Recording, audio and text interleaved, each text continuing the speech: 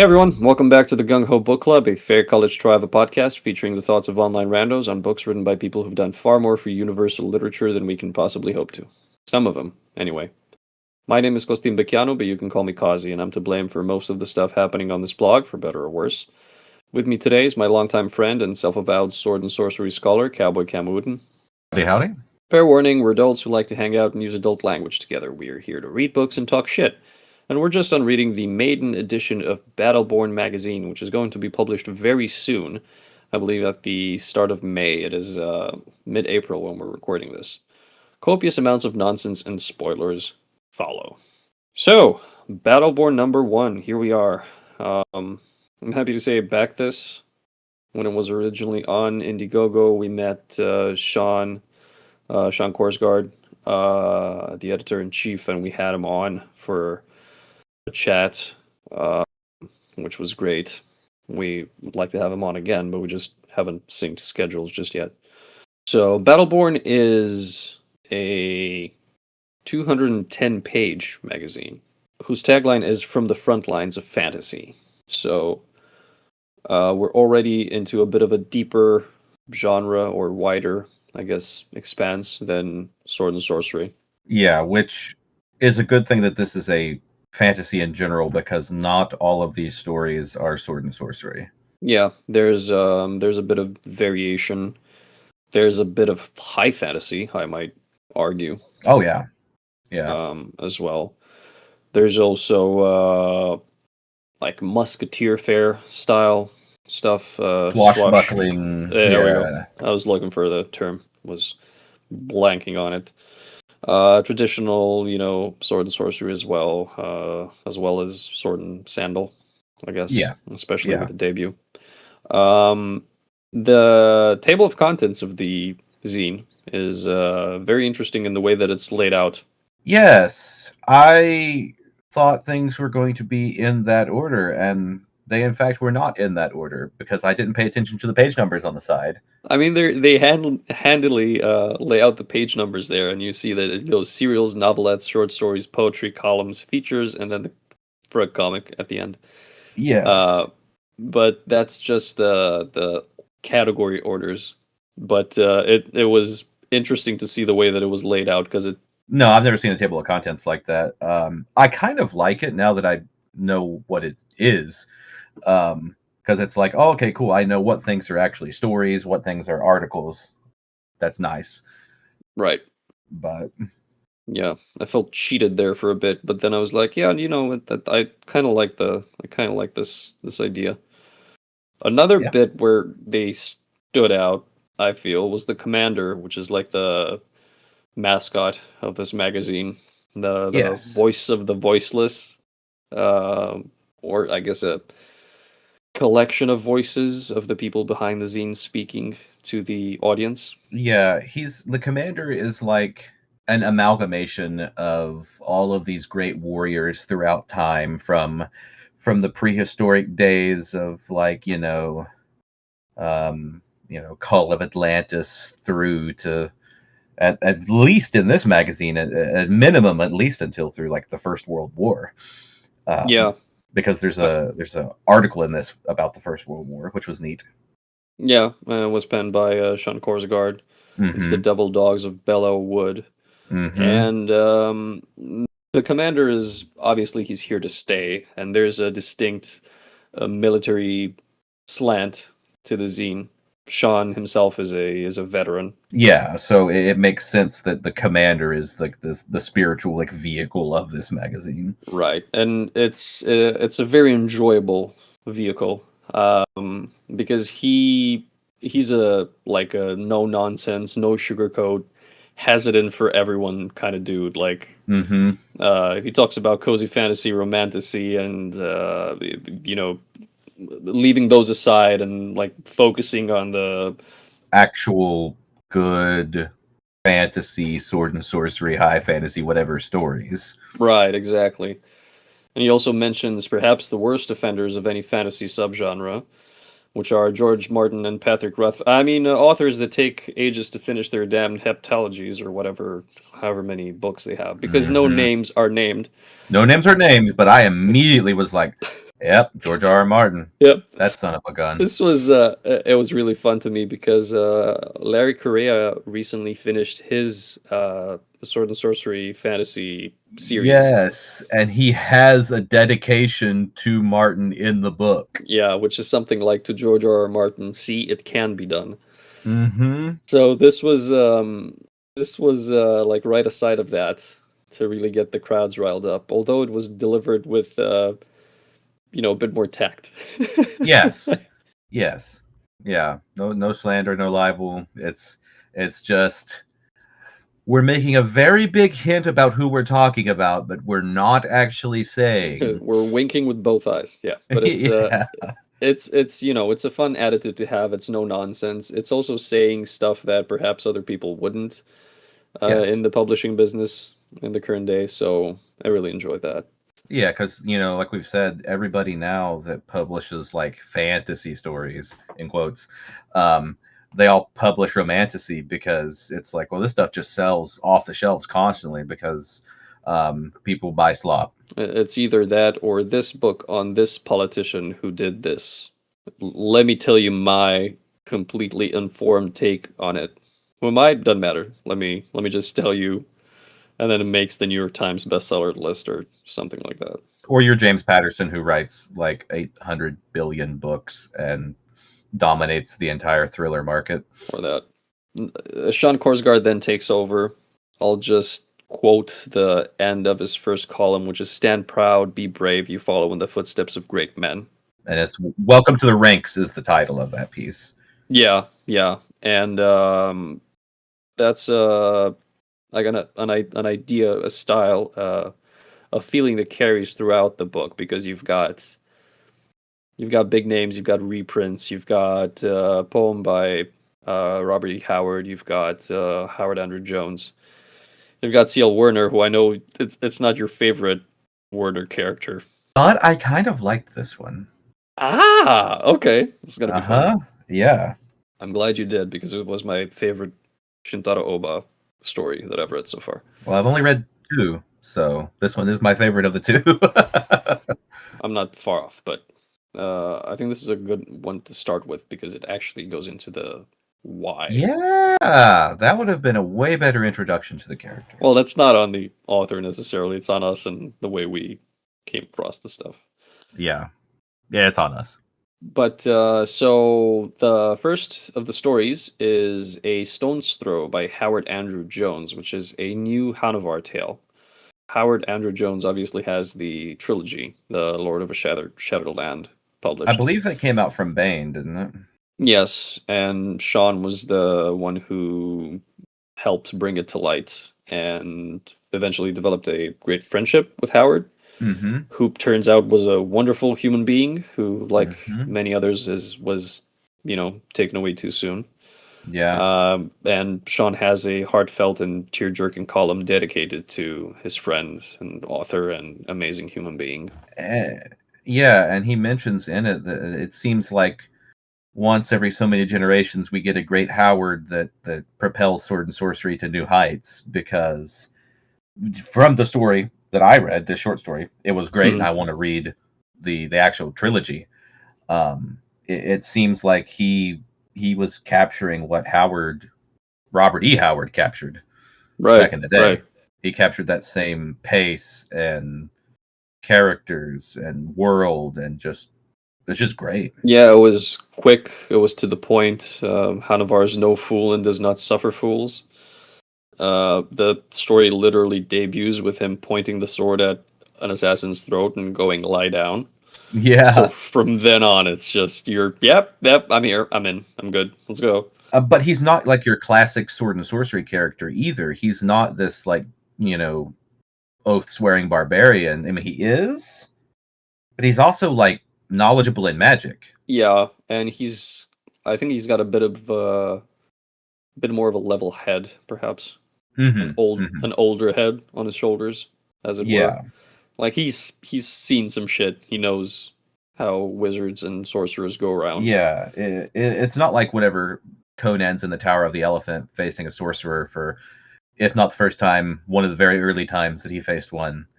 and kind of just being like, "Ooh, I don't know what I'm doing." Tower is is it chronologically the first Conan tale? Or very close to the first, if not. I think Frost Giant's daughter's before that, isn't it?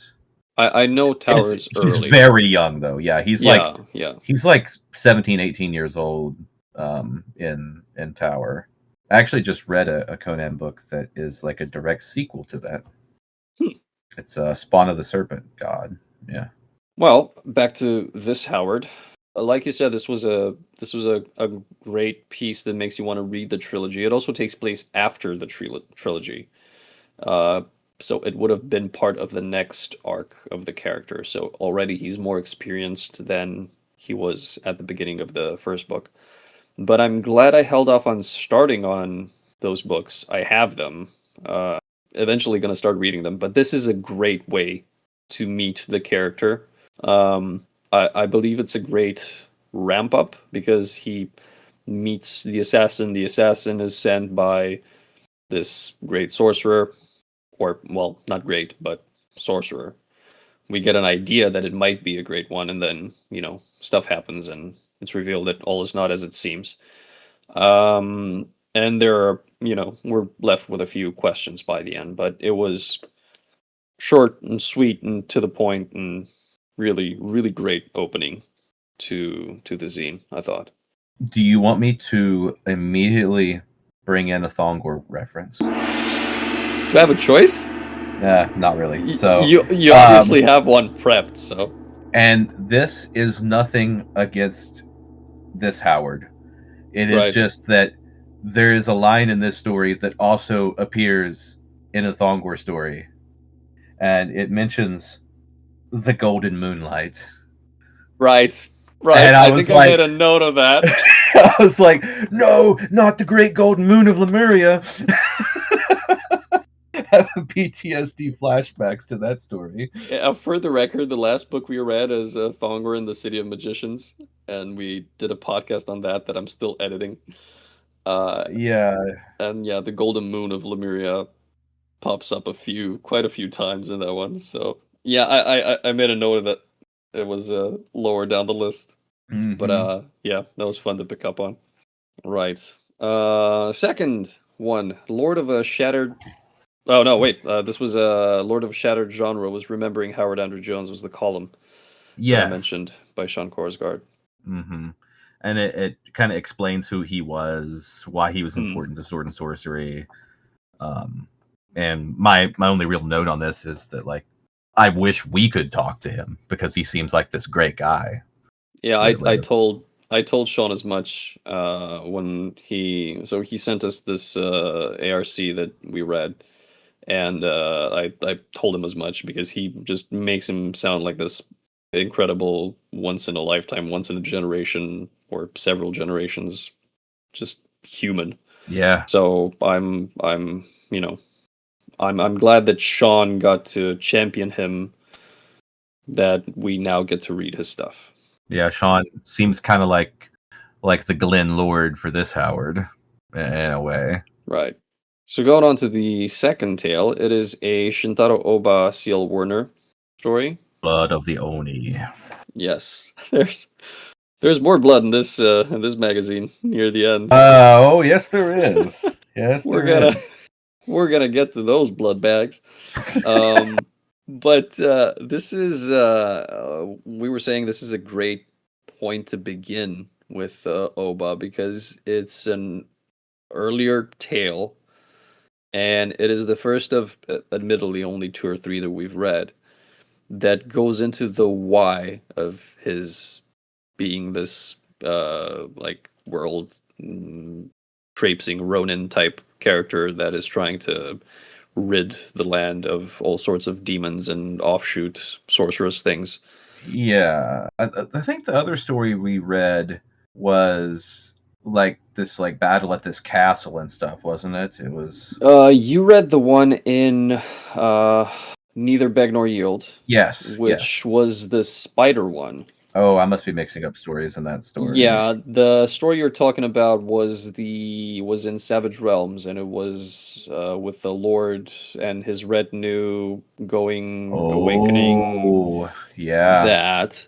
Yeah, okay. And yeah, and the third one is the one that I read, which is the third one, was in the Blades and Black Magic anthology, which is also by Jason M. Waltz, like Neither Bag Nor Yield. And it was this river demon thing. Which the beginning of it, I had to do a double take because the beginning of it was very much similar to that one. I'm trying to find it now. Open this. It's the Fairman and the Fiend.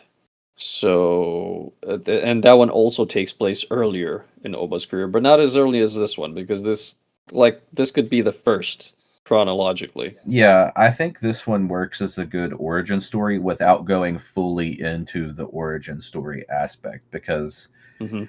you learn why he's doing these things, but we don't actually get to see the initial events that cause this whole chain of things to go into motion. He just kind of refers to it. Right, right. Werner's style is not without flourish, but it also tends to get to the point quick. And I made a note of the way the land is described because he goes, there's a wheat field, there's a dark forest, there's a fort. We're given the forest's name, which is Blackbriar, which further underlines the characteristics. And then it goes straight to a witch on a pyre. Yeah. There are a few fun bits with the demon once it appears. A few very fun bits. Yeah, the demon is. He's the one delivering one liners. Oba is traditionally a man of few words. He doesn't think highly of the people who are embroiled in this plot, and there's a priest who had a hand in bringing everything to the boil, as it were. But the demon himself, which is Sasorinezu or Sasorinetsu, I'm not exactly sure how the pronunciation of that works. But he goes, there's a cavalry charge, and he goes, Horsons on horses. The demon bellowed, its voice so deep they could feel it reverberate in their bones. Will your flesh be sweeter than that of a bastard farmer, or will it give me the shits? Sasorinezu chuckled at its own taunt, and we, the readers, were all the demon at that moment. Yeah. Horsons on horses. It was like, Yeah. Will you taste good, or will you give me the shits?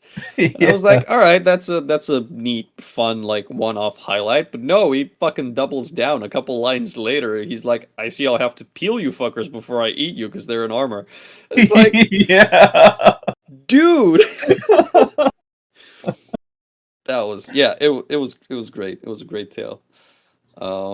Yeah, you like almost start rooting for the demon in that moment just because he's so personable. Right, yeah. Also, there's the cavalry charge is against Oba, and it's one at a time. And for a moment there, I had is it against Oba or is it against the demon? I think they first start charging against Oba, and then the demon shows up, and then Hmm. they avert their charge to go after the demon, but the leader still charges Oba. Right. I was thinking because this thing takes place in a forest, so I was thinking the one at a time charge kind of makes sense, taking into account the terrain, but also the fear of the horses once because they sense the demon as they're coming into the forest. So they're kind of Yeah, skittish in the beginning. So that was a great way of setting things up and not being like, oh, here's your number, take a number, and all of yeah, you it come at the main character one at a time. yeah, it avoids the like older Assassin's Creed problem of you have 15 guys standing around you like, ugh, ugh, and then you fight one and kill him, and then the next guy shows up. Yeah, yeah. Um, which even Assassin's Creed fixed that with their newer gameplay, but not newish, but newer. Like the I remember that being a thing in Black Flag, which was the last Assassin's Creed I played. That kind of killed it for me. yeah, I think it may have been a thing. It may have been a thing in 3, but I'm not sure. Oh, I didn't play that one that much, so it might have been. But I remember in the first one, if you had three guys on you, you were in deep shit. Yeah. Like originally, it was well done in terms of Hmm. you didn't want to, Batman everyone. Yeah. So Shintaro Oba by Seal Werner, which uh, I've not read a story I didn't like, and this was the first one that you like. Yeah, I wouldn't say I love it because I still don't care about samurai or like ninjas or Yeah, and again, I think we should mention that because it's not the fact that the stories are poorly written or anything. It's just your no. preference for the setting or lack thereof. Yeah, yeah, no. Werner's a great author. I mean, his Warhammer books are awesome. Hmm. Um, I don't know. Samurai have never really been my thing. Uh, and like I said, I actually enjoyed this one, which is weird because I don't like feudal Japan. I don't like samurai. I don't like ninjas. I don't like any of this stuff. Um, but it was just a good story. Did you watch The Last Samurai with Tom Cruise? No, No. Okay. I would have I been. might, but I'd I be hear it's curious good. to know what. Yeah, I'm partial to it. I'd be very curious to know what you think of it Okay. because it's very much a fish out of water, John Carter of Mars type story. Right, because it's like the Union officer Yeah, post Civil War. yeah, Um, and he's uh, all of their way. It's so yeah. You have the setting of feudal Japan, and you have the samurai and all the katanas and whatnot, but it's a fun or interesting contrast of he thinks they're alien, they think he's alien, yeah, and it's the development of this grudging respect that takes a long ass time to manifest and surprises everyone involved. Um, and it has like the Imperial Japanese Army like becoming armed with like muskets and things too, right? and Gatlings. And Gatling guns and Yeah. the old world versus the new. I think Sabaton has a song about all of that. Doesn't Sabaton have a song about every fucking battlefield thing Yes, across time? I'm amazed ever. they haven't sung about or sang about the fucking Battle of the Five Armies yet. Well, at least try and do real conflicts. Yes, fair. All right, moving on. Jaguar's Children by Gregory D. Melee. Meal. Which there's an Melee. artwork on the Mealy. page before that I believe is showing this, um, which was really cool. It's unfinished. The one we have in the RC is unfinished, but I did get the finished one Oh, I have not seen from the finished Sean. one. Oh yeah, So yeah, it because is, the top part of it was partially done, and the bottom part was almost not done at all in the book. and it still looked good. Yeah, it still looked great. Like you got a sense of what was going on from it, but now it's just. Yeah, yeah, that's nice. Have you read any of his Azatlan tales before? No, no, I've heard of it, but I've never read any of them. This was my third, I think. One of them escapes me. The second one was in Blades and Black Magic by Jason M. Waltz again, which is a recent anthology by Raconteur Press. And that one was called Blood in the House of Balgana, and it also features the two characters featured in this one in Jaguar's Children, which is Saromos and what's the other guy's name? There's a G. God damn it, Gayan. I think this one takes place after that one Uh, it would have to. because there's like a very grudging or not grudging. There's outright hatred between the characters. Well, it would have to because one of them dies.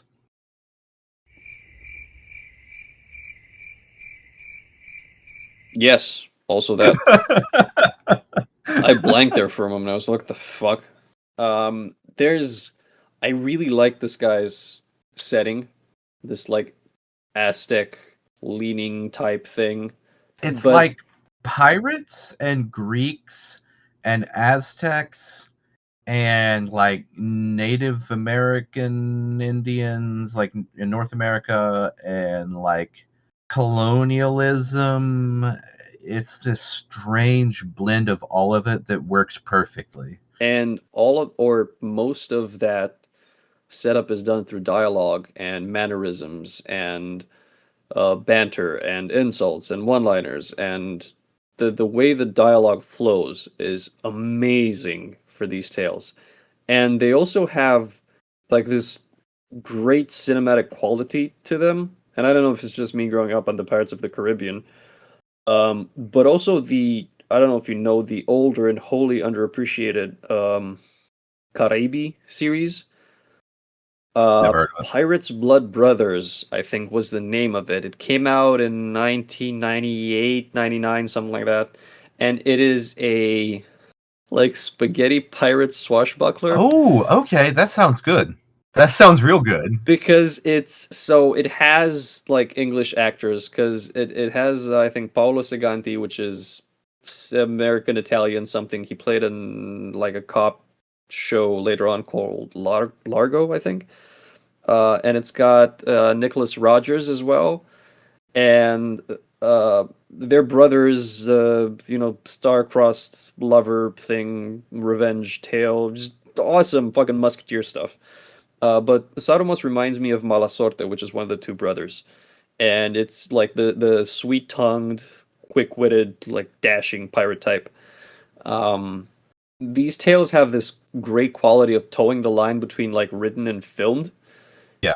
where it reads like a script where you have all the director's indications, or like the writer's. I think it's because it's so dialogue heavy. Right, yeah.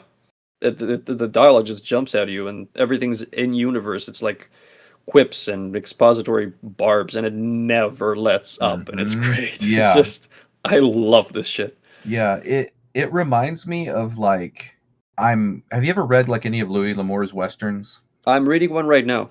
Oh, which one?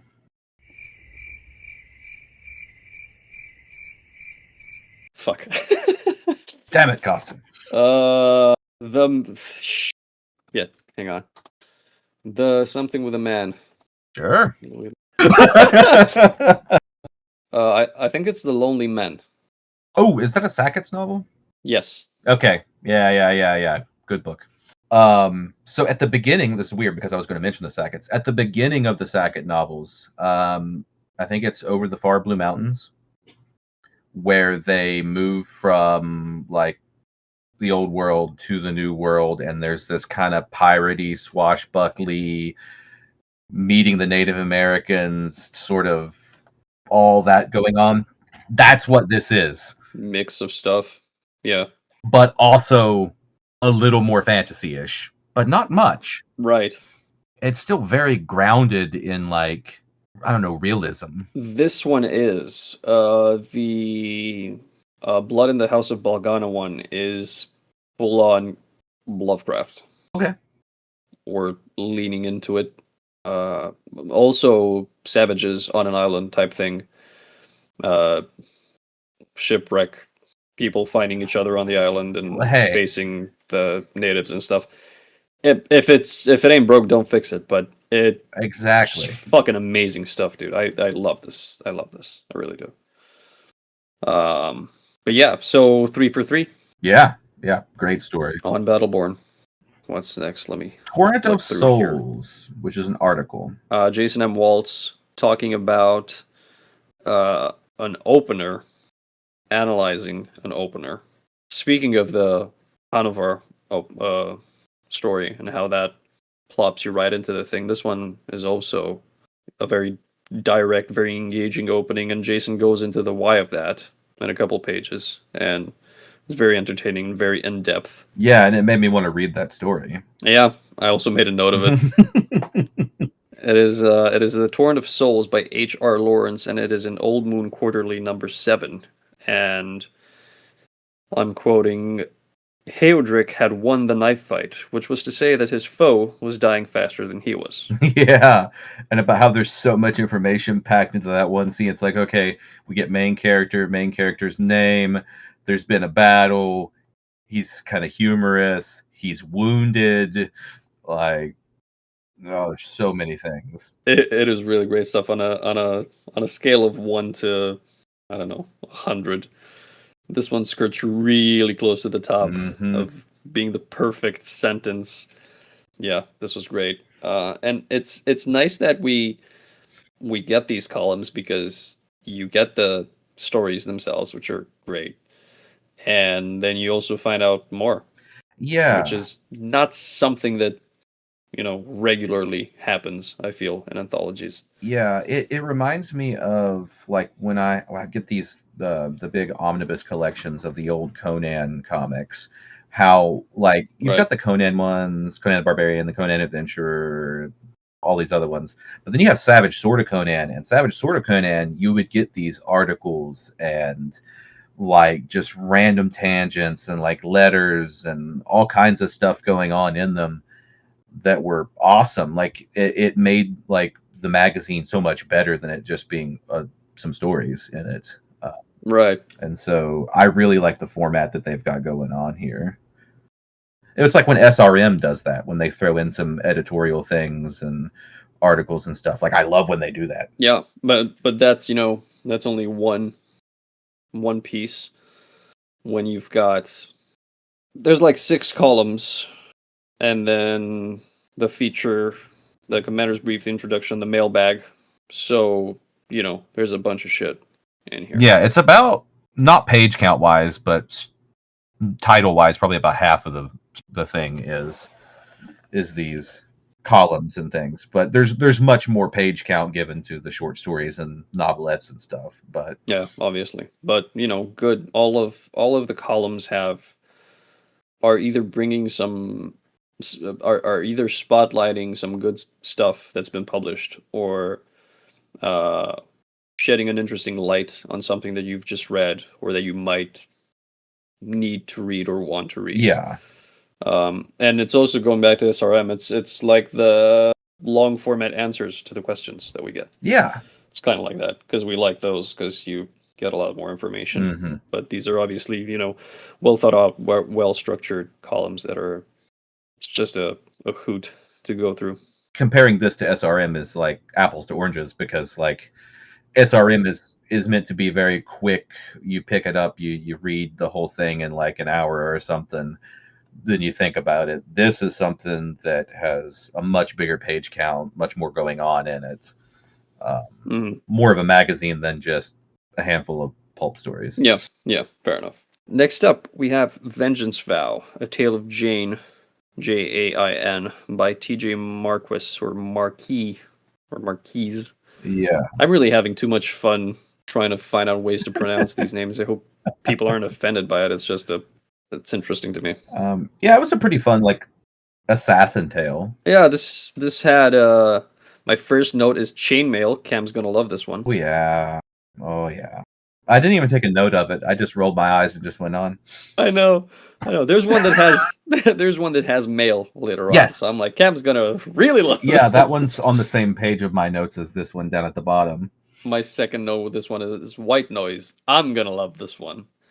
There's something about the term white noise. I don't know when it was invented. I don't know when it was first, like when's the peak of usage or whatever, but We're about to find out. yeah, it's something that's so modern to me, and especially because I have white noise for my kids to sleep through the night, and we use that, and it's like a tiny ass gadget.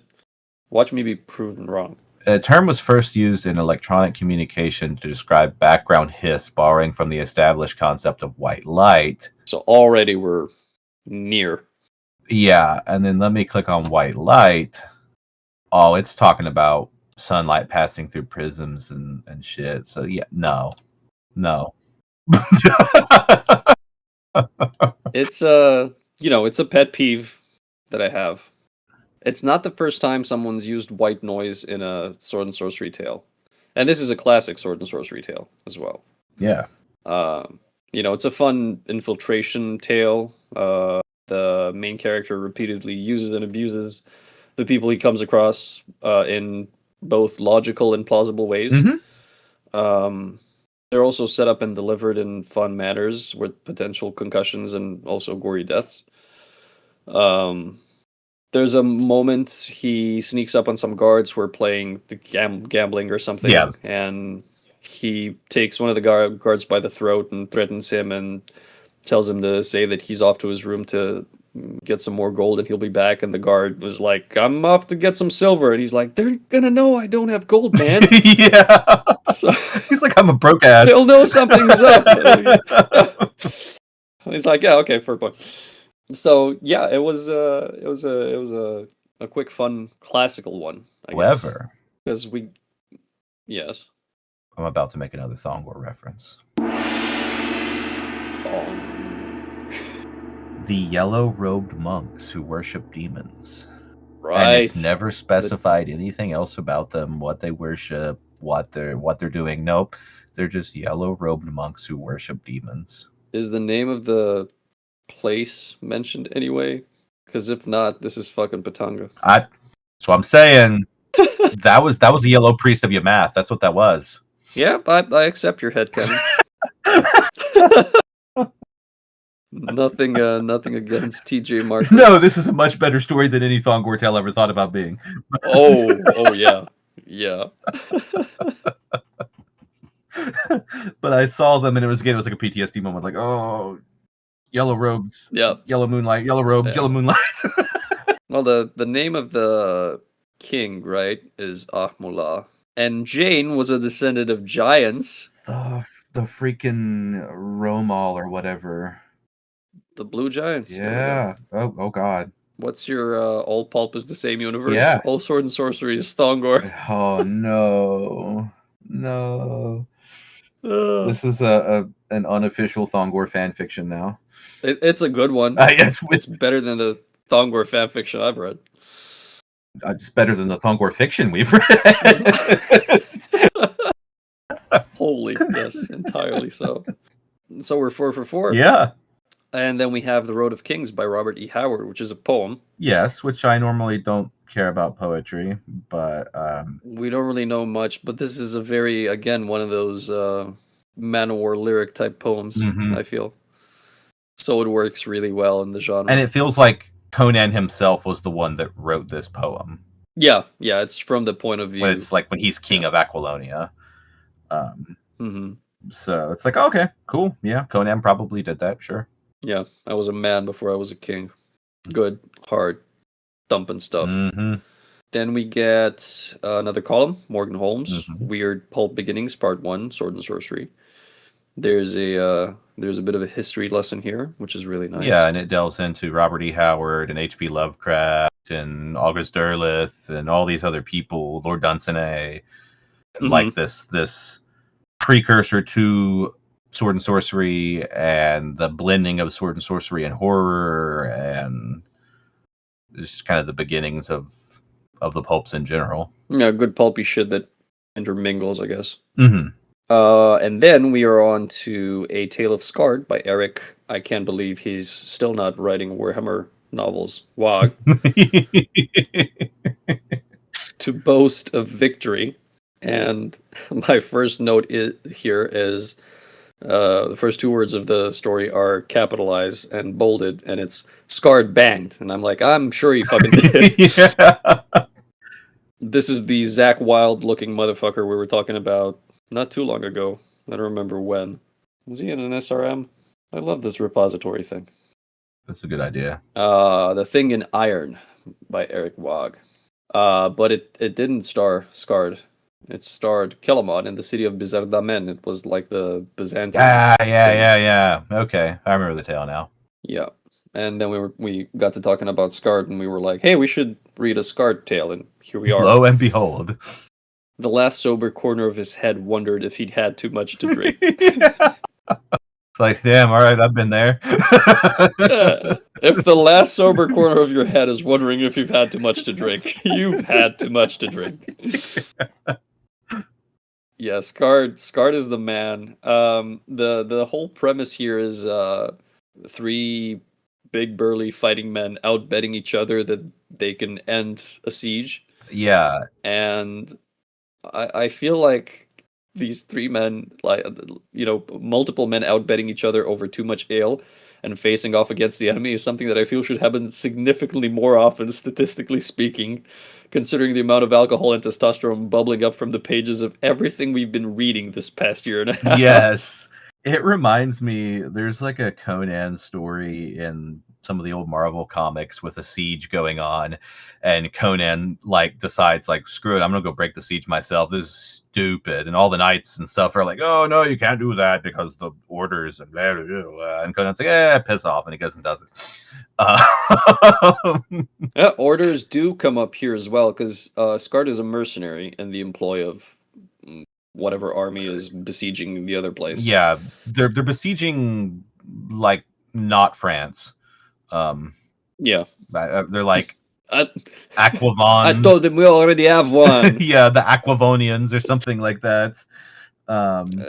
Something. It's very clearly like an English army assaulting a French army, and then he's just some like Nordic mercenary that's working for him, some heathen. Good, good fast tale again. A really fun, over the top opening. Yeah. And surprising end. Yeah, yeah. Well. And it very much was a good example of that, like civilization versus barbarism, and like heroic codes versus, barbarism. Yeah, yeah. It was very good, and like you said, a very, very nice twist ending. Mm-hmm, mm-hmm. Yeah, really, really satisfying. Really satisfying conclusion, and surprising one as well. Then we have Lee Patton, Temple of the River King, A Tale of Israq the Deathless. This is the one with Mail. Yes, it is. It's a new author. This guy is not published up before at all, right? I think so. I think that's what they say in the little blurb. Yes, brilliant and promising newcomers. Yeah, and enter Lee Patton. He perfectly uses, perfectly. Sorry, my brain's like dead. I don't know why. It's fine. Male armor. It's not chainmail. It's male. Like, thank God. There's also female armor, but that's beside the point. That is true. And when I got to this one, in my notes, I put that it was like my favorite story so far because of it's dealing with like the underworld and like this mercenary who's like undead, and there's lots of weird like Cthulhu-y type stuff going on, and I don't know, it checked off all the boxes for me. It blended all this cool stuff together. It had great pacing and combat and descriptions, and it was like, are you sure this guy hasn't published before? The ending as well, because the undead guy is hired to rescue the daughter of the princess. Yeah, and when she's obviously, spoilers by the way, we said that at the beginning, right? I don't think so, because we haven't really spoiled much of anything so far. We've just been kind of hitting some high points in stories, but not actually telling the stories. Surprising. But I guess we kind of like them, so we tend to not pick them apart. The contracted hero returning the princess almost brings a feeling of dread that counterbalances that joy of seeing their princess back. Yeah. At the end, right? Mm-hmm. Which is like, my daughter, you're back. Oh, fuck, it's this guy. It was, oh, shit, no, this means, and then the doors open, and undead dude, Israq, walks in, and it was, like, really fun, again, interesting, surprising, and... Yeah.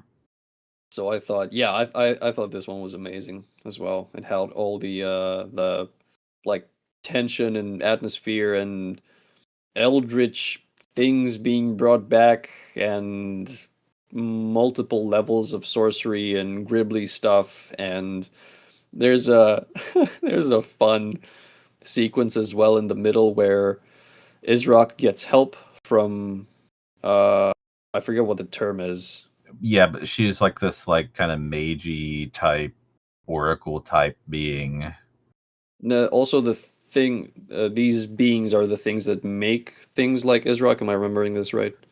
I think so. I think there's a small note of it, but regardless, he can't open the door to the inner sanctum where the princess is being held or whatever, and she comes in and lends her aid, and a bunch of undead things rise around. I just hit my microphone. um, rise around them, and she's like super focused on her ritual, and then he has to keep her safe from the stuff, and it's again one of those cinematic moments where the camera would be fixed on her face and there's a little bit of background visible, and then he's in the background just like noiselessly just slugging against everyone, and then someone reaches for her and he like yanks it back, and yeah, it was like really really really enjoyable, this one as well. It also made me think of like when you're playing like a MMO or just a regular RPG, when you have to like defend the guy who's doing the thing for 4 minutes, and then you're just like, oh my god, I have to hold off this whole horde of enemies. Third wave. Yeah, exactly. Yeah. But it's done in such a cool and also kind of slightly comedic way. Yeah, but the comedy is, it's not explicit. It No. lets your mind get there on your own, Yeah. which is like a stupendous way to do it. It was really really really fun. I loved it. I really did. Um, Lee Patton, Tale of Israq the Deathless. The next one. Wait, there's Sean's column, The Devil Dogs of Belleau Wood. Yeah, which I Which briefly referred to in the intro, Mhm. which surprised me, but also I loved it because I'm a history nerd and history teacher, and I love World War One. So the Great War is fascinating. Yeah, I feel like at least growing up, we were lathered in World War II stuff, and not enough was known, and still isn't, about the Great War. And I really only started learning stuff about it when I started playing Verdun, the squad Oh shooter. yeah. That was a really it was a very like bare bones, balls to the wall, tough, like clinical, sterile shooter that Mm-hmm. I think really put into perspective like the futility of that. Take the trench, leave the trench. Take the trench, leave the shit, gas, grenade, fuck. Yeah. Literally World War One, and then we Yeah. start again tomorrow. But And yeah, we've gained 2 inches of ground. yeah, it's insane. There's also the one note I had here, which is a humorous one. There's a quote from Sergeant Major Daniel Daly, 3rd Battalion, which is "Come on, you sons of bitches, do you want to live forever?" And I'm like, that's wrong. That's Johnny Rico, obviously, because he says that in the end of Starship Trooper. You got Casper Van Diem Mm-hmm. Well, going, "Come on, you bastards." I thought of the first Conan movie where she's like, "Come on, do you want to live forever?" Valeria says it. Oh, right, right. You were on genre. Yeah. Well, I mean, I don't know. Yeah, Yours is on genre of the of the column. of the Yours is on column. genre for the zine. Yeah. Yeah. Yeah. Anyway, good vivid, not retelling, I guess, analysis of what went on. If it hadn't been for the history teacher I had in school for my 11th grade year, Mr. Staley, I wouldn't know anything about World War One until like going out and learning stuff on my own, because that was the first time it was ever talked about in school for me. Right. Because it was always we Right. talked about World War II, talked about World War II, talked about it's like okay, yeah, whatever. I get it, dude. Yeah, they were bad. It was the sequel. Yeah. I hope these are like they're here to stay. Yeah. These renditions of former battles, and I hope they like transcend time periods and look Yeah. into various other. I think that would be cool if every issue they would just focus on some sort of battle or skirmish or conflict that is not known about very well. Mm-hmm. That would be really neat. I think somebody should do an analysis of Marty Robbins' The Alamo, the Battle of the Alamo. Oh, okay. That'd be a fun way to look. I'm not sure if people will take this the wrong way, but I sang a lot of stuff to my kid so that she went to bed. Mm-hmm. My first one. And the Battle of the Alamo was one she really enjoyed for some fucking reason. Hey, remember the Alamo, man. Yeah. So it's I know it by heart by now because I've sang it a few, I don't know, couple hundred times, I guess. You should do it. You should do an analysis and send it to Sean and see if he'll run it. Oh God. Okay. That'd be fun. Okay. I don't know. I've never done that before. I've never analyzed a song and wrote about it, but okay. Could be interesting. I don't know. Interesting, yeah. Next up, we have a part 1 of 3, which is a serialization of a novel by Schuyler Hernstrom, The Last Spell, A Tale of Urbara. And I know you have a few things to say about this one. I kind of had a couple things to say about it as well. It's this this one will probably get into spoilers. Yeah, fair. It's this idea that there's this conclave of wizards that get together because one of them wants to get all the different magical texts and writings and stuff of some lesser wizard that people kind of sleep on, and he's wanting to compile a compendium of all of his work into one thing. And we find this out because he's talking to the fucking floor in his house that has another wizard that's stuck in the floor. So we start off and it's batshit already. It's his rival, which he imprisoned in the flagstone. Yeah. Inside a wardrobe, I think. Because when he's done, the wizard's like, please leave the door open so I can get the sunlight. Yeah. And he does, I guess. It seems like he does. Well, he's trapped in a fucking stone. What is he gonna do?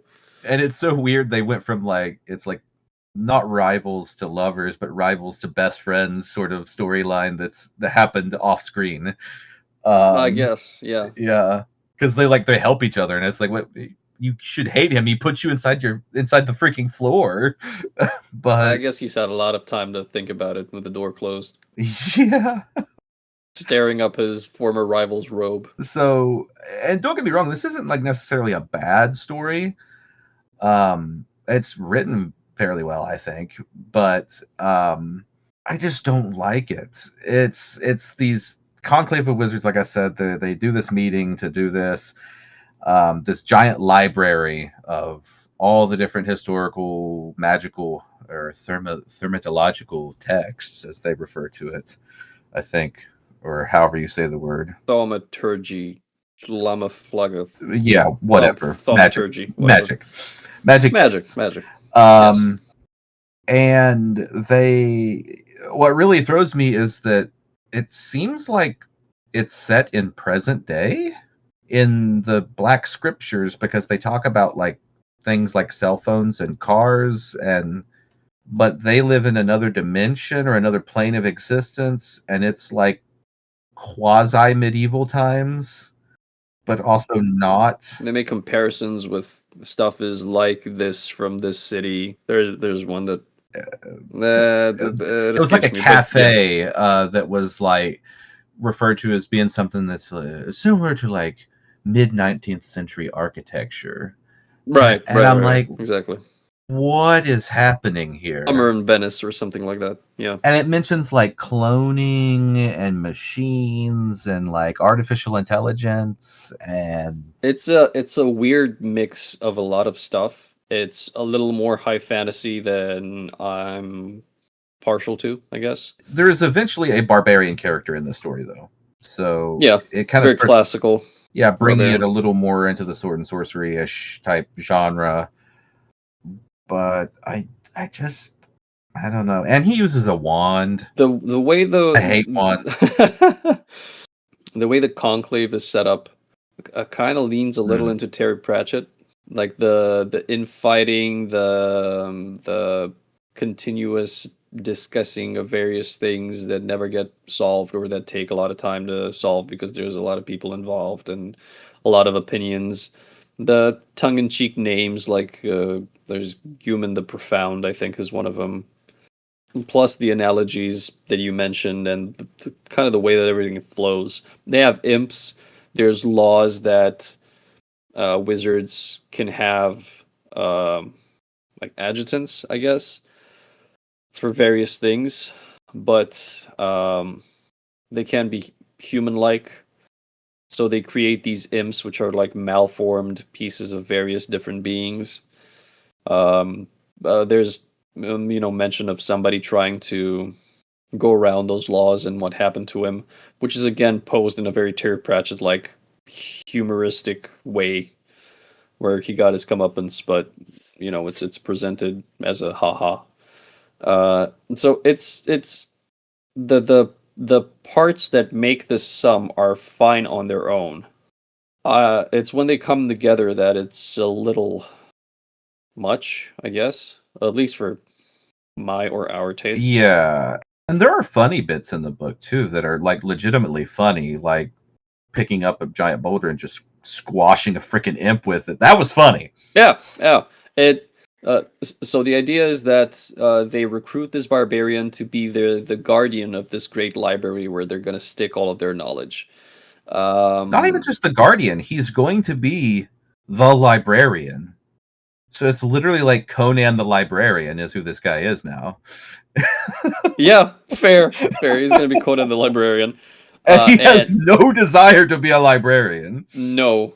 No desire to be a thrall to the wizards either, but he is imbued with so many like runes and etched spells into his skin that he can't do anything against the wizards. But he can take out his frustrations on a couple imps, which was fun.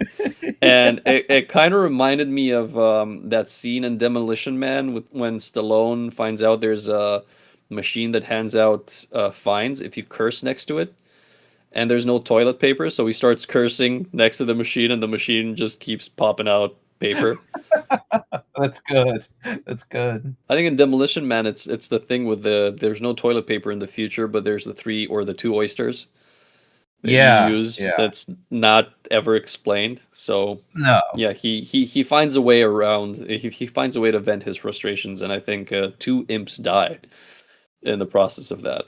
But yeah, it's one of 3 parts. It's pretty lengthy. It takes a while to get going. Like if you're not into the very like in-depth discussion part of it, by the time there's a little bit of action, you're kind of like wanting it to get going, I guess. But then again, everything else is very fast to get into the meat and potatoes of it, so that might also be why. By contrast, it's a slower. Yeah, if you just read this by itself, then maybe it wouldn't have been as jarring. Like I said, it's not written poorly. It's just I'm definitely not the audience for this book. That's fair. I don't think I certain parts of this caught me, certain parts didn't. There's a bit of a love interest added in as well. Like a ton of stuff is happening. Yeah, all at the same time. Almost too much. He also becomes like a warlord of the imps. Barbarian does, which that was funny. Do you know Overlord, the game? Yeah, he's that was Overlord. Yeah, he's basically now Overlord as well. So weird. I don't know. It's at least it sets up, like it does a good job of setting up a foil to the main wizard's desires. Oh yeah, if it was just a story about these wizards and there was no like everyman in it, it would be awful. Yeah, because I hate all of these wizards. Wizards are dicks. Confirmed.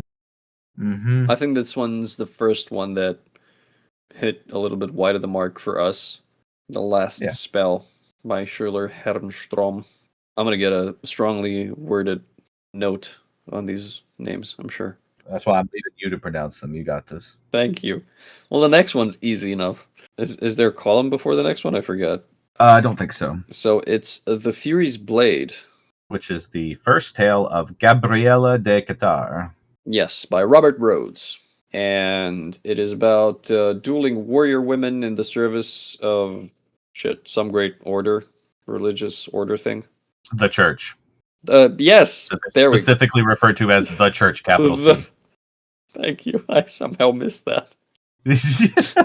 My note is like in the service of some great order. All right. Yeah, it's like if you took the Three Musketeers, the Spanish Inquisition, Solomon Kane, and the Sisters of Battle from Warhammer,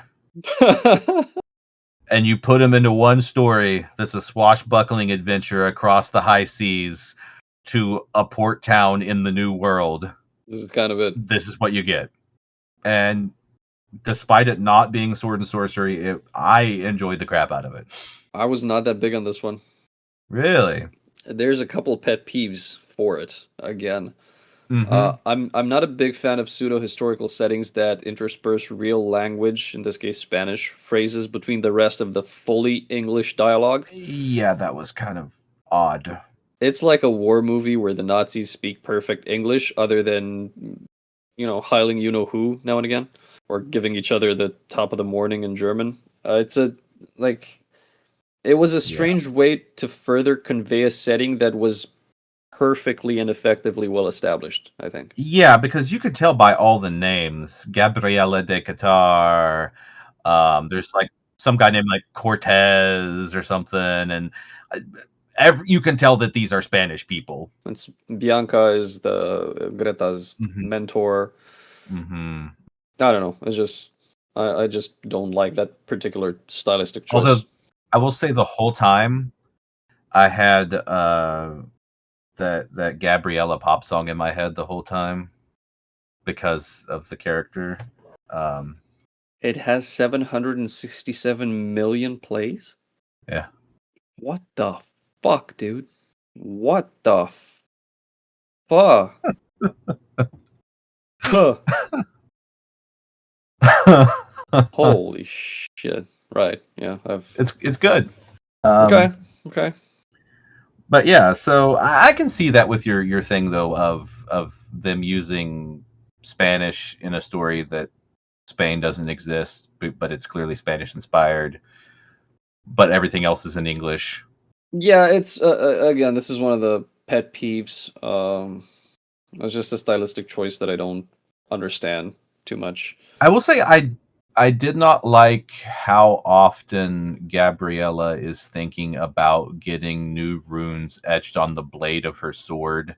That's my second note. That was a little bit overdone. I was like, okay, I get it that she's an ambitious character. Mm-hmm. I don't need to be reminded of this every 2 pages. Yeah, and I'm like, the only thing that would make this girl even more like focused on getting that 5th rune is if her mentor died. This was me the second time that gets the second time that gets mentioned. I'm like, she admires her way the fuck too much. Like, if I were writing this, I would kill that mentor by the end of the... Oh, look. So yeah, there's great consequence, I guess, put upon the women's progression in the order and gaining those runes into their blades and gaining that vaunted 5th rune. So yeah, she does keep hammering on about it via inner dialogue for what seems like a couple times too many. Yeah. To me. If it had just been like once on the ship, once somewhere on the mainland, That's kind I of think it. it'd been okay. Yeah. But she mentions it like multiple times in the internal dialogue on the ship, and then also a bunch on the mainland. A couple more times as well, yeah. I also felt the villain was kind of telegraphed in this one because there wasn't really enough time left in the tale to introduce another villain by the time they make it to the mainland and start meeting people. Yeah, I didn't know necessarily it was going to be said guy, but I knew it would be somebody at that circle at the dinner table. Yeah. But I also thought the one that they were saying, "Oh, this is the bad guy," was a red herring, and it's I guess that's just pacing preference. Because I wrote that I'm not the biggest fan of this one. I think I'd much rather read some old Dumas capers. That's just fair. Musketeer stuff. Because when you get, if it's been a while, but in those like classic swashbuckling tales, the villain is either well known and they spend a lot of time trying to unmask them. So it's like Richelieu and stuff like that, where you know who the bad guy is, you know who the opposing camp is, and the interesting bit is getting from point A to point B and figuring that stuff out. So you either have a lot of action toward a known goal, or you have a lot of action toward finding the goal. And this kind of split that up because they were on a mission, taken off the mission, travel, spar a couple times. The sailors are looking at them because they're women in tight clothing doing swashbuckling stuff on the deck. And then they get there and it ends. That's how it felt. The pacing is a little, I don't know, front heavy on the story rather than kind of being evenly paced throughout the whole thing, because the last part of it is just so quick. Once they land on the mainland. Yeah. It's kind of. I guess I wanted more, which is. That's like good. Yeah, it's a good thing to lay against the tale, but. Yeah, no, I enjoyed it, but I can see why you did not enjoy it very much. I think it was just kind of refreshing for me after having read the magic story before that. Squashing imps. Yeah, that was just like comedic and also weird and so strange, and then going to this one and being like, oh, this is more grounded in reality and just a fun swashbuckler. Okay. Mm-hmm. Yeah, I don't think there's a single bad tale in this entire zine. It's just stuff that doesn't really align with what we personally enjoy. Yeah, no, I agree.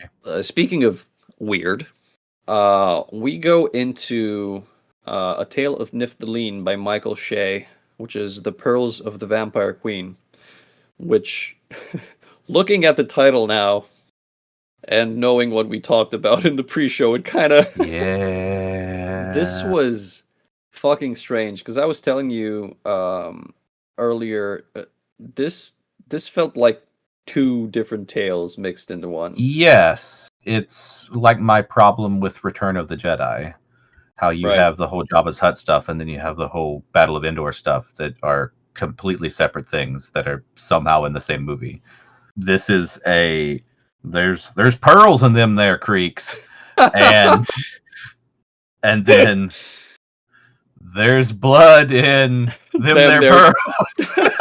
There's blood in them there teats. Teeth? No. No. Did I stutter, motherfucker? Two totally separate stories. So the first half of this is a pearl hunting bit that took me back to the Witcher 1 days in the swamps near Vizima, which you've not played. No. But so the swamps are this very dark and dreary and foggy place, replete with well, obviously water because it's a fucking swamp. Yeah, there's weird like spider crab creature things, and there used to be gulls that lived there, but they were all wiped out by the vampire queen of the city nearby. And so Nift and this whole thing is posed as a letter that Nift is writing, which is an interesting way to pose something, and it's a fun voice that Nift has throughout the entirety of it. Yeah, it's a neat way to do it, which also kind of works on how it's like two separate tales at the same time. It's just that he's just writing to somebody else about like his wacky adventures that he had recently. Yeah, he's on a rant. He just rambles, does Nift, and traipsing through Nift, traipsing. God damn, it's late. Through this swamp in search of pearls that grow on an underwater octopus thing. As far as I understood it. Really felt like an RPG quest where you kind of need two people because one of them has to squeeze it on the fucking gonads, and that's when the tentacles go and stop attacking the guy reaching in for the pearls. I'm explaining it wrong, but it makes sense when you read it. It's so strange, but yeah, it's a two-man job. One person has to distract the critter while the other person steals the pearls that grow on One it. person takes care of the shaft, and the other one funnels the balls. Yeah, exactly. You've been there. You know how this goes. I was usually the ball funneler, but Oh, okay, okay. so they do this for a while. They meet another guy who just lost his friend. Yeah, another prospector. Yeah, he gets killed by one of the spiders, who's got venom in, his bites, and then the polyp at the bottom of that pool where the spider bit the guy and he died, eats the guy and then dies. So they figure out that, oh, we can use this guy to like feed it to other polyps to make them Mhm. die so that we can get some easy pearls. And this whole sequence goes on and on. Um, and in the end they lose their like third wheel, and I don't know how they got to learning about the queen's ritual or something. It's because when they first met other prospector guy, they did this like a couple of days with him after they met him before he gets killed. Yeah. And they're all just like, shooting the shit around the campfire at night and while they're working and stuff. And he tells them like, oh, this place would be worse if it hadn't been for the vampire queen who, killed all the ghouls. And they're like, oh, tell us more about this vampire queen because we're not from this area. And so then he exposition dumps, Right. and talks about the ritual and everything. I don't know why he knows all of this, but I guess he's a local. I guess, yeah, he's from there. So they go and trap a ghoul so that they gain access to the queen's city, which is this weird like ziggurat style pyramid central thing, or has this central pyramid thing. It's kind of like a Incan Aztec-y type city sort of thing. All dark and brooding and vampiric and stuff. Yeah. So this entire thing is just a bunch of contingencies upon contingencies and overcomplicated plans. And I think I described it as Inception's 11. Yes. Because it's fun. It's That's hilarious. It's hilarious, but the way that it goes from bit to bit, like I'm really curious to read about this guy's other adventures because there is so much overcomplication to what they do, I feel. Yes. Reading about it, that it was insane to me, the kind of stuff that got thought about and committed to paper. It reminded me of that one story in SRM where the guy did the whole plot, but then the gods stepped in at the very end and just changed everything. And it was like, why did the whole plot have to be this complicated if the gods could just do the thing? Yeah. Not in the same manner, but in the same like overcomplication way. Right, fair enough. Yeah, this doesn't negate the plot, but it kind of, No. we could have done with a lot of the first half away, if you think about it. But it was interesting. It was a charming bit of world building, which I always enjoy. Yeah, it could have been like less of a focus on that. Just be like, we are prospectors doing thing. We hear about Vampire Queen thing. Okay, cool. Prospecting's taking too long. We're gonna go do this plot to make money. Fair. That probably would have been better. Could have been. Again, this was a mad romp, start to finish. Yeah, it was wacky. Yeah, that's one way to label it. I'm gonna try and put this into plain words that my brain can brain at this time. The Vampire Queen takes a king each year, and at the end of that year, she consumes him by drinking every last drop of his blood, so that she may pretty much remain eternally youthful, or as youthful as possible. And if she misses out on even a little bit of blood, yeah, even a single drop of blood, yeah, she basically gets really old or something. it's kind of strangely worded.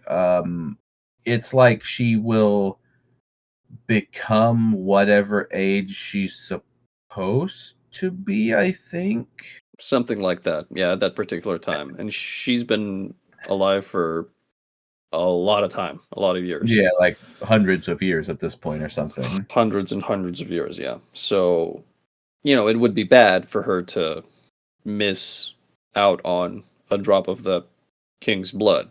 So what Nift and his buddy do is capture a ghoul so that they gain entrance to the city, bring in a spider that they shrunken head taxidermy, then they reinflate it, puppeteer it to draw out the guards at hang on, I'm getting there. To draw away or to scare away the guards at the king's chamber, who's drugged for his tomorrow's or whatever day after tomorrow's ritual. I think it's so that he doesn't accidentally hurt himself or something. They just keep him drugged. He's safe here. We guard him. Right. No blood loss. It's fucking mellow.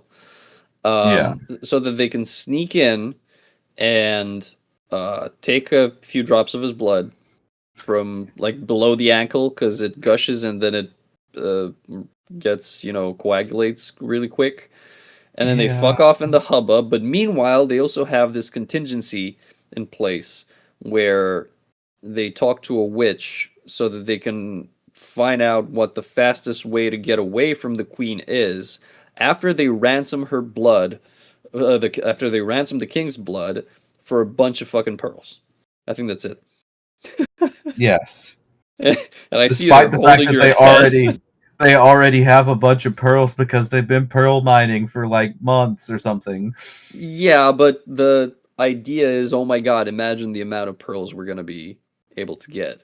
Yeah, and the pearls are specifically noted as being so valuable that a small amount of them goes way longer than a sack full of gold. Right. And still they manage to squander it.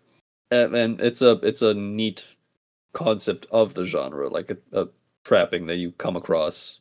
Characters. Conan gets his bag full of gold and then he, drinks and whores it all away, and then it's well, now next story he's broke and wandering around needing a job. Yeah, has to do it all over again. So that's not the issue, but this is the first taxidermy, puppeteering, blood ransom, inflated. Fucking, it was mad, dude. Just mad amounts of stringing ropes across the girders in the night, in the silence, so that his buddy can come in with the spider and maneuver it. It was something, man. It was, and I think you also have a few notes on this one. I do have a few notes on this one. When the queen comes out to drain the king's blood in the middle of the ceremony, right, there are some absolutely vile descriptions of this woman. Well, she is a vampire. I think we mentioned that. Yes, I'm trying to find the exact thing here. Mm-hmm. It is exotic, I think we said. Yes. Oh, I'm almost there. Okay. That's what she said. Yeah. It's definitely what she said. Yes. It's definitely what the vampire queen said. Oh, yeah. Okay, here we go. So, when they first see the vampire queen and she's going to do this, apparently in the ceremony she has to get naked because this is sword and sorcery and naked ladies are a thing. It's a trope. So, she had a body to stir and stiffen you. Big guava breasts hanging ripe, thighs round and strong, hips like a bulging vase for milk or scented oil. But as she drew near the dais, we saw it was an autumnal body. The breasts were frost-nipped, beginning to dwindle from within as apples will. Her thighs moved with a chilled slowness, and the veins were beginning to map themselves out on the backs of her hands. As she mounted toward the altar, we saw that at the corners of her plump and flexible mouth, dark nets of wintry erosion were spreading out across her jaw. That's the description we get, folks, of this vampire queen. That is great. I want more. That is horrific. It is. As a bespectacled man, because this is somebody who looks good from afar. Right. This is why men have trust issues. Yeah, this whole thing is that's the level of mad you get to reading through this. And it's And not even the most crazy part. it is not, because it gets better and fuller when the blood starts pumping. Yeah. Hold on.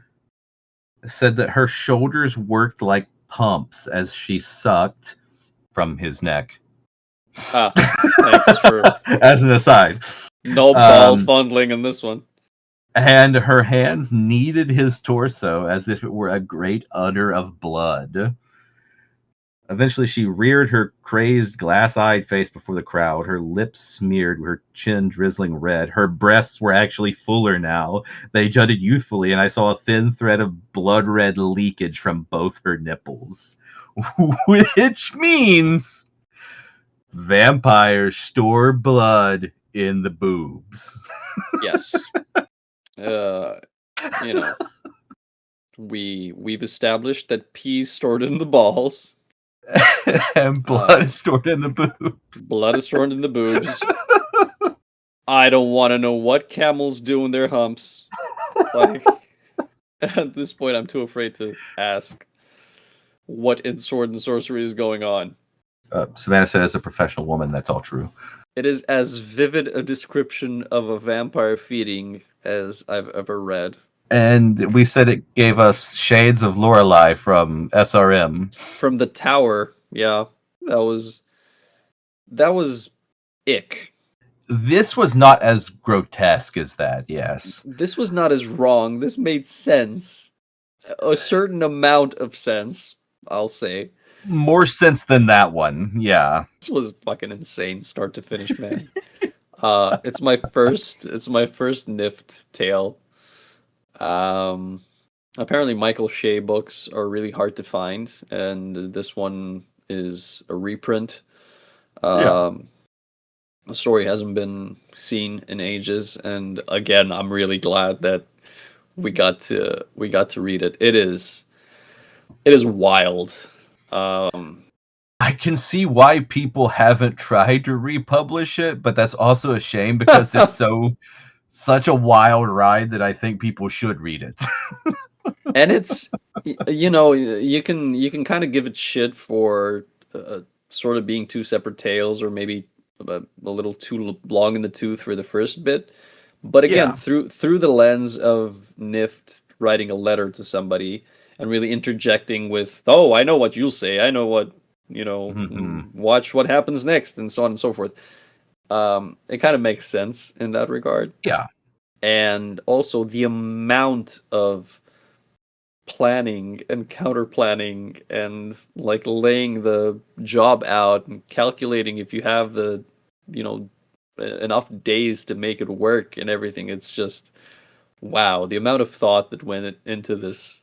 It's so complicated too. If you remember in the pre-show, I was like, wait, so are they doing this? And you were like, no, it's actually this, and you re-explained a scene that I had completely completely read wrong. So they were like out hunting pearls, and now they're assassinating the king. I'm like, no.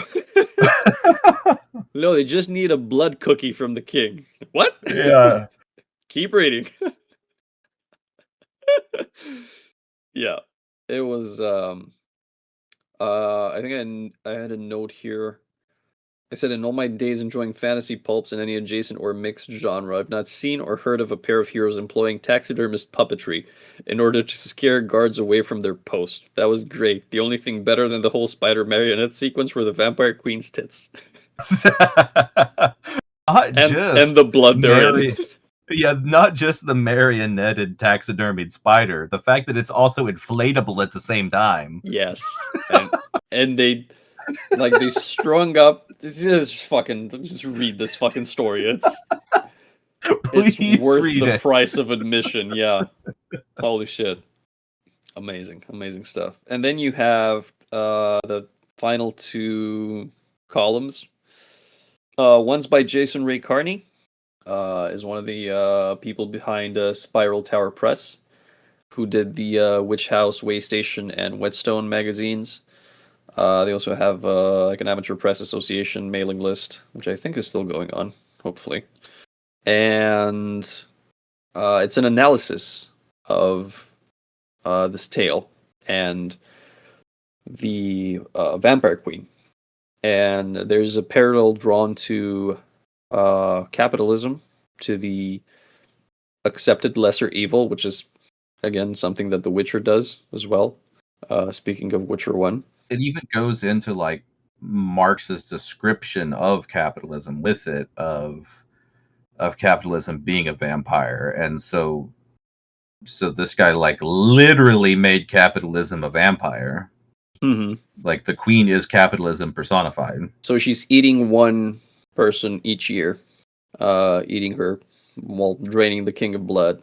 But at the same time, she's keeping those people safe from an even worse fate. Is that an English sentence? Yeah, because without her, the goals would be like completely like terrorizing the population instead of being hunted to almost extinction. So you kind of I guess accept that limitation of this is the best we could do right now. It's not perfect, but there's wild things in the forest that will eat us.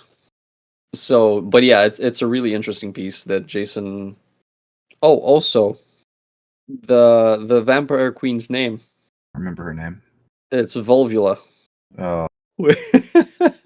Oh. Which, very closely resembles something else. Oh no. But yeah, GRC goes into a lot of detail and a lot of thought with this one, and it was great. It was a great piece. And then at the end, we have 3 to read: Building a Better Sword and Sorcery Library by Gregory D. Mell. Which we are proud to have read most of those. We are 2 out of 3 for these ones. Yes, the first one is Sometimes Lofty Towers by David C. Smith, which came out from Brackenberry Books in 2025. We had a sit down with David talking about this one. Really, really enjoyed it. The second one is Old Gods and Other Tales by Scott Oden, which he self-published in 2025. And we read this one and really enjoyed it and did a podcast on it, and I forgot to download the recording and I lost it. That's right. That's the one we lost. It's that one, and we never went back and did it, but maybe this is a sign we should. Yeah, maybe we should. And the third one is The Dwellers in the Mirage, the definitive edition by Abraham Merritt by DMR Books, which we haven't read, but I've heard talk of before, and we were considering getting a hold of it and checking it out because it's one of those, how did you put it, a canonic ending and also original author ending. Yeah. Books. Yeah, so it's an interesting edition, I guess. Obviously, yeah, it's a definitive edition. Yeah, that has the way it traditionally appeared, plus extras and things, and the ending that the author preferred and things. So it'd be cool to see all of that. I always enjoy when companies put out stuff like that. Yeah, it's always fun. It's like, to go back to Louis L'Amour. There's some of his stories that originally appeared in pulp magazines because that's where he got his start. But whenever he got them published as paperbacks, they're not one-to-one the same story. There's alterations and things.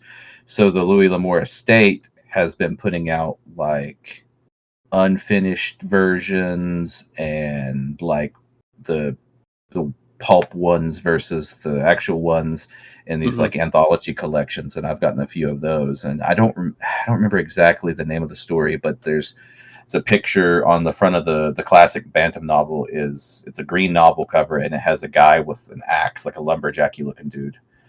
That story is very different in the pulp version. Interesting. We should see when we can do this one. Check it out. But yeah, we were really happy to see that we'd checked out 2 of these 3. So Mm-hmm. if this ends up being again a consistent column, that would be really interesting to see going Yeah. forward. Like 3 to read each time a new Battleborn comes out, because there's a bunch of these coming out. Obviously, Lofty Towers was a reprint because second edition, because the first one was published in 2020, I think, to not a lot of Yeah, it was like fanfare. self-published on Amazon, I believe, wasn't it? Could be, or it wasn't self-published, but the publisher did a pretty shitty job of promoting it, I think. Okay. Old Gods was self-published, and both of these are from 2025. Actually, The Dwellers in the Mirage is also from 2025. So, it's obviously a good time to be reading Sword and Sorcery. If you've not caught on to that by now, put down the romantasy, Karen, and join us. Join us and read about plump, bloody boobs. And it's fine. Your romantasy probably has that in it too, but this is a better story. Exactly. Yeah. It also talks about fondling pearly white balls. So yeah, I mean, come on now, just come on over. We got everything. Yeah, might not be as cozy, but we got it going on. Oh, the comic at the end. Frog. Oh, the comic at the end. Frog. Which is a cute, like, 1-page comic of a frog named Frog. I don't think the frog's named Frog. Oh, you're right. It's not. I think the Frog's the guy riding the pterodactyl. So Frog is the human with a helmet and an AK on his back. Yeah. Riding a pterodactyl. Pterodactyl with a skull face. In the post-apocalypse. In the post-apocalypse, and you have a frog holding... Is that like a... That's an Atari. That's an old Atari. Oh, is it? Console. The one that I knew it was some sort of electronic. It's the one... I had it in black. Like full black. This one's gray. It's the one that had 2... Like the handheld, like, square-based joystick. With the red button on top. I think it's the Atari 2600. But yeah, fun. And then he's standing beside some little alien dude with no arms and 2 eyes and a big old, like, cowboy belt buckle. Yeah. Won the rodeo. Definitely won the post-apoc rodeo. So I don't know what's going on in that, but that's fun. It is. It is fun. It really is. It's enjoyable. It's also a break from everything else that's come before. And then the only other thing I would have to mention is the artwork on the cover. Mm-hmm. I enjoy it a lot. It's a good, like, the colorization of it is very comic booky. Mm-hmm. But the drawings are very, like, old comic books, not modern garbage comic books. Okay. Like something that you would see in, like, an old Savage Sword of Conan, but colorized. Mm-hmm. Really good artwork. There were variants that Sean showed. Ooh, this is the one that has, I assume that is Shinto Oba. Yeah, that's Shintaro Oba. That's probably Hanavar. The Hanavar's one with the sword in the air? I guess so, yeah. And then the guy with the helmet is probably the Aztlan, or however you say that. Saromos from the Azatlan, yeah. Yeah. There were variants shown for this. This was not my favorite one. I kind of get where you're coming from now. I can understand it from a different perspective. I liked some of the other, variants, obviously. You should probably put those, like, in the blog post, like the different variant covers or something. Yeah, I can. I was looking for them now to send them to you, but I can't really find them. Okay. The other artworks are better. Yeah, so because even version A, which is what we got, is a little more faded, which might have worked best. I'm partial to either B or D myself. I think I like D the best. Mm-hmm. Yeah, it's a bit more painterly, I guess. Yeah. But now you see where I'm coming from with enjoying the cover we got. Yeah, I get you now. But yeah, the other ones do give more, this is an actual book cover, not a comic book cover. Yeah, it's also, I feel like, because this one kind of tries to straddle the line, like you said. It's got comic booky colors and finish, but also leans a little further back than you might see on, comic shelves these days. Yeah, unless you're talking stuff by like people making sword and sorcery things still. Yeah. Which are basically just Dynamite and Titan and about it, other than some like indie publishers. Fair. Definitely pick this up. This is a great anthology of stories / magazine thing. New pulp. Yeah. And there's 2 more issues that are going to be released this year. I think Sean's aiming to release issue 2 at Howard Days this summer, which would be really fun to see for people who go there. You lucky bastards who get to travel to Texas. That's about all the nonsense we have time for today. We hope to have you here next time. If you'd like to keep up with the blog or the content we post every week, you'll find all relevant links in the description below. Don't hesitate to reach out to us on the socials or via email to tell us how wrong we are or what we should be reviewing next. I almost had that in one go. Thanks for tuning in, and have as nice a day as you deserve.